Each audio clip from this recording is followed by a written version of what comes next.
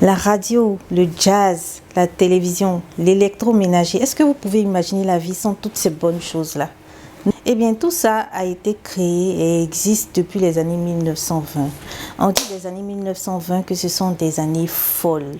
Pourquoi? Tout simplement parce que la Première Guerre mondiale vient de prendre fin. Une guerre qui a duré de 1914 à 1918. Une guerre qui a fait 18 millions de victimes. 18 millions. Mais ça fait 2 fois la population du Togo, 8 fois la population du Gabon. Mais ça, c'est toute la population de Côte d'Ivoire même. Bon, quand on ne compte pas les mangeurs de porc, en tout cas, c'est énorme. Et après cette guerre-là, les gens rentrent dans une euphorie vraiment qui n'a pas de pareil. Les artistes sont dans la folie créatrice, les inventeurs inventent, tout le monde est content. On est loin d'imaginer qu'il y aura un match retour, qu'il y aura une deuxième guerre mondiale. C'est dans ce contexte que un éditeur allemand du nom de Gerhard Land va inventer le tout premier calendrier de l'Avent. L'Avent vient du latin adventus qui signifie venue. Et dans ce cas bien précis, il s'agit de la venue de Jésus-Christ. Jesus Christ. Et préparez le chemin du Seigneur, aplanissez les sentiers, disait Jean le Baptiste dans le désert. Et comme un peu pour nous demander de préparer la venue de Jésus-Christ, Gerhard Land, avec son calendrier, venait aussi apporter sa pierre à l'édifice.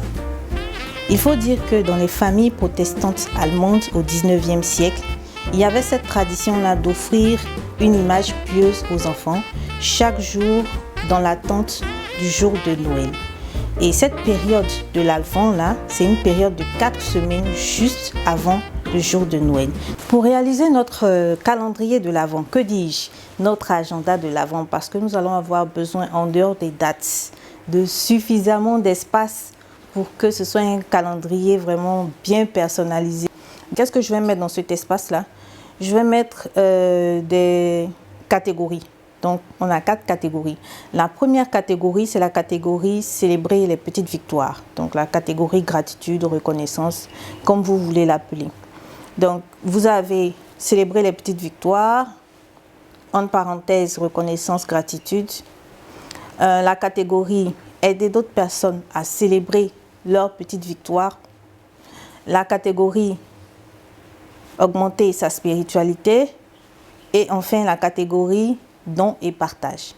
Alors, pour notre agenda de l'Avent, nous allons avoir besoin d'une pincée d'imagination, de 2 cuillères à soupe de concentration.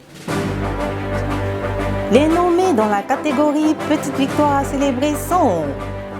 Alors bon, pour être plus sérieux, qu'est-ce qu'on peut célébrer comme petite victoire? Déjà, le fait de se réveiller le matin, de sentir le rayon du soleil sur son visage, de sentir ce doux vent sec d'harmattan, ou bien même de sentir la brume du matin.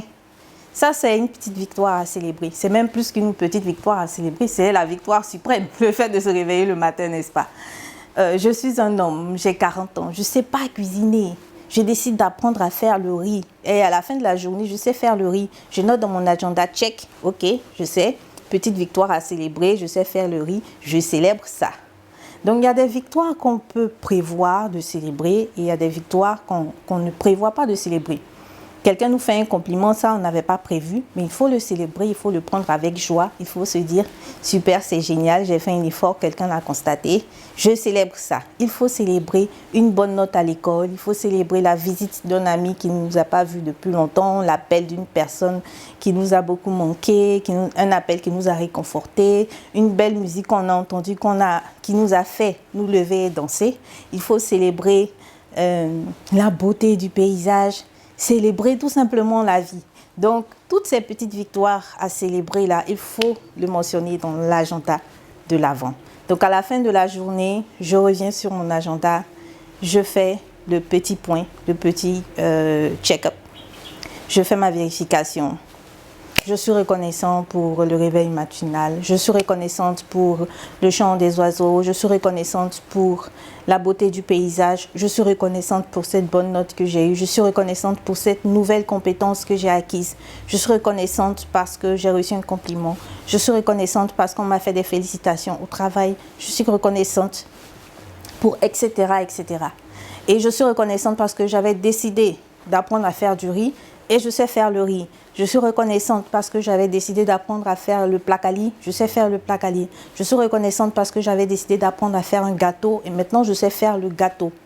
Voilà un peu ce qu'il faut faire concernant la première catégorie qui est la catégorie de célébrer les petites victoires, de la gratitude et de la reconnaissance. Et quand on est dans la gratitude, la moindre des choses qu'on puisse faire, c'est partager ça autour de soi. Diffuser le doux parfum de la gratitude et de la reconnaissance dans son entourage. Alors, ce qu'on va faire maintenant, c'est qu'on va aider d'autres personnes à avoir de petites victoires à célébrer. Souvenez-vous, dans l'agenda de l'Avent, on va mettre 4 catégories. Donc, je suis sur ma date. Je suis sur, par exemple, le 5 décembre. Le 5 décembre, je dis, OK, j'ai mes 4 catégories. Célébrer les petites victoires. Aider une personne à avoir de petites victoires à célébrer. Et dans la catégorie aider une personne à avoir de petites victoires à célébrer, je peux par exemple décider d'aider mon petit frère à mieux comprendre son exercice de mathématiques. Je peux aider à la maison au niveau des tâches ménagères. Je peux aller visiter des malades. Je peux passer un coup de fil à quelqu'un qui en a besoin. Ça va lui donner du réconfort. Souvent, on voit des personnes qui sont vraiment douées pour faire certaines choses, mais on se retient de leur dire « Ah, mais tu es doué, ah, mais tu es fort ». Non, il faut le faire. Faire des compliments sincères, déclencher ce petit truc qui va faire que la personne va s'accrocher à son talent, à son don là. Être cette personne qui dit des paroles réconfortantes. Ça donne de petites victoires à célébrer aux autres. Dans la catégorie don et partage, les nommés sont... Alors pour la catégorie don et partage, ce qu'on va faire, c'est qu'on va faire ensemble, en famille, des actions caritatives. Souvent, on le fait peut-être de façon individuelle, mais le temps de l'Avent, c'est le temps de partage. Alors partager, c'est vrai, mais il faut le faire en famille, c'est encore plus intéressant, ça renforce les liens familiaux. Donc aller ensemble... donner des vêtements, des jouets, aller donner de l'argent. Si on n'a pas d'argent, aller servir, faire le nettoyage chez mémé qui n'a pas suffisamment d'énergie pour le faire. Tous ensemble en famille, on pousse les meubles, on balaie, on aide mémé un peu à faire ses courses.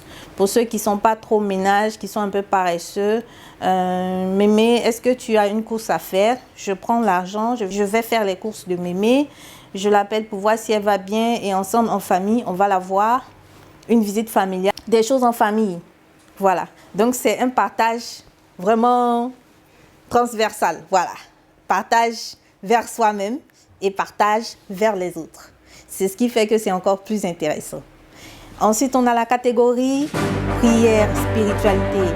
Avoir plus de spiritualité. Donc, ça, c'est la 4e catégorie. Dans cette catégorie-là, ce qu'on va faire, c'est qu'on va faire plus d'efforts que ce qu'on a l'habitude de faire. Si on priait une fois par jour, on va essayer de prier 2 fois par jour. Si on allait à l'église seulement une fois par accident, on va y aller maintenant tous les dimanches. Si on allait à la mosquée seulement une fois par mois, on va le faire maintenant chaque vendredi, chaque fois qu'il le faut. On va essayer de faire toutes ces prières de la journée.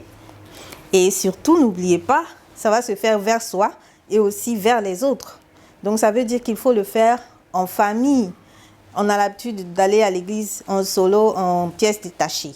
Donc, le temps de l'Avent, c'est le temps de le faire ensemble, d'aller en famille à l'église, frères et sœurs, maman et les enfants.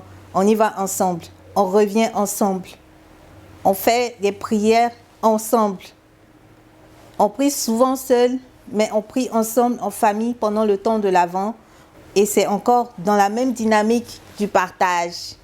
Et ça, c'est génial. C'est l'une des plus belles façons d'attendre Jésus-Christ et de bien l'accueillir le jour tant attendu. Donc voilà, on fait son chapelet de reconnaissance. Ensuite, on va faire pour la 2e catégorie d'activités Le petit bilan. Est-ce que j'ai pu aider quelqu'un à avoir des victoires à célébrer? Est-ce que j'ai pu aider mon petit frère à mieux comprendre les mathématiques? Est-ce que j'ai pu faire des compliments à quelqu'un d'autre? Est-ce que j'ai pu aider quelqu'un à prendre conscience d'un talent qu'il a, d'un don qu'il a et à plus travailler sur ça? Si j'ai pu le faire, je le note dans mon agenda. Et je vois que j'ai pu atteindre cet objectif-là. Ça, c'est pour les 2 premières activités. Pour la catégorie dons et partage, ça peut s'étendre sur toute la période de l'Avent. On peut planifier d'aller faire des dons. Donc, ça va passer par le choix des cadeaux, le tri, tout ça. Donc, pour chaque jour, on a fait un petit pas vers cette activité, vers la finalisation de cette activité. On écrit, bon, on a fait le tri des cadeaux qu'on doit donner aujourd'hui. Ensuite, le jour où on a donné, aujourd'hui, on a pu faire les dons, effectivement. On l'a fait en famille, on l'a fait entre frères et sœurs, on l'a fait entre amis de classe. Voilà comment on a fait, voilà comment on a procédé.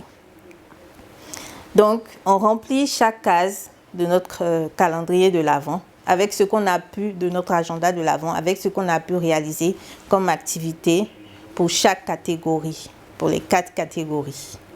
Et normalement, ce sont des activités qui sont censées nous aider à avoir une bonne marge de progression au niveau de notre propre développement personnel.